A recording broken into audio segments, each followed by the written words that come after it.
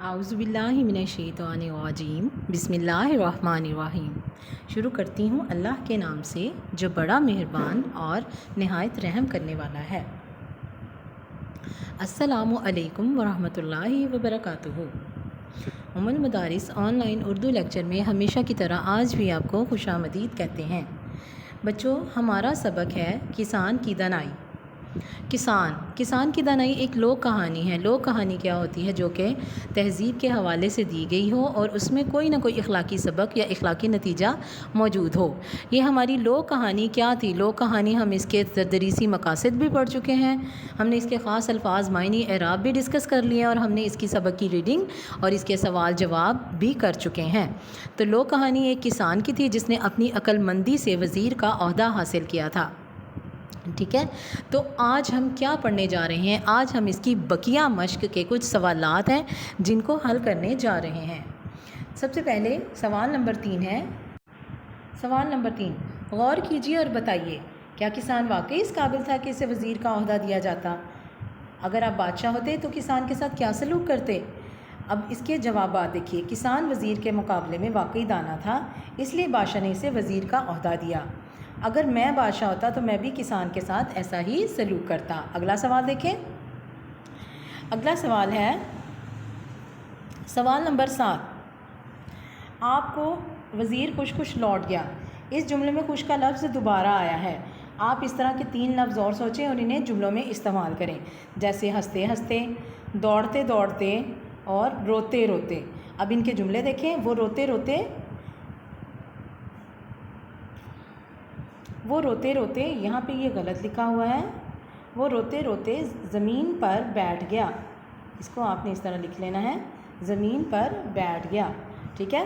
ہنستے ہنستے میرے پیٹ، یہاں پہ پیٹ لکھنا ہے آپ نے، میرے پیٹ پر بل پڑ گئے۔ دولت کے پیچھے دوڑتے دوڑتے وہ بے حال ہو گیا۔ تو یہ تھے وہ الفاظ، ٹھیک ہے، جیسے جو کہ 2 دفعہ آئے ہوئے تھے اور ان کا ہم نے جملوں میں استعمال کیا ہے۔ آگے دیکھیں۔ آگے دی گئی مثال کے مطابق درست مترادف ہوتے ہیں ہم معنی الفاظ۔ اب رحم دل کا کیا ہے؟ رحم دل مہربان، اس کا آنسر ہم نے یہاں پہ لکھا۔ حقدار مستحق، کہاں ہے مستحق؟ اس کے ساتھ ملا دیا اور اس کا ہم نے لکھ دیا۔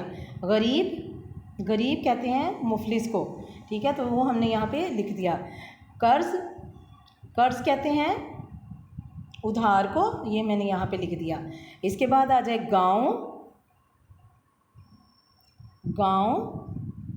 دیہ، یہاں یہ غلط لکھا ہوا ہے، دیہ، گاؤں کہتے ہیں دیہ کو۔ اس کے بعد بوڑھا ضعیف، یہ میں نے لکھ دیا ضعیف۔ مصیبت تکلیف، یہ میں نے لکھ دیا یہاں پہ تکلیف۔ دانا عقل مند، یہ میں نے یہاں پہ لکھ دیا عقل مند۔ یعنی آپ نے درست کالم کو ملانا ہے اور اس کے بعد اس کے جو جوابات ہیں وہ درست سامنے لکھ دینے ہیں۔ آگے دیکھیں۔ الفاظ محاورات دیے، آپ نے ان کا جملوں میں استعمال کرنا تھا۔ پہلا لفظ ہے زیرک، یعنی ہوشیار۔ بادشاہ کا وزیر بڑا زیرک تھا۔ زین کسنا، سوار نے گھوڑے پر زین کسی اور اپنی منزل کی طرف چل پڑا۔ دم لینا، مجھے ذرا دم تو لینے دو۔ زبان دینا، میں زبان دے کر نہیں مکر سکتا۔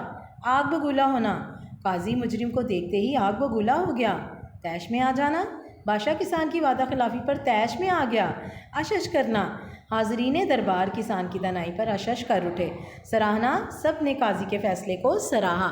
تو بچوں، یہ تھی آج کی کسان کی دانائی کی مکمل مشق، جس میں سے آپ نے ایک سوال جو ہے وہ کتاب پر کرنا ہے، کالم والا۔ باقی سوال آپ نے اپنی نیٹ نوٹ بک کے اوپر کرنے ہیں۔ امید ہے آپ کو آج کے لیکچر کی اچھے طریقے سے سمجھ آئی ہوگی۔ اللہ حافظ بچوں۔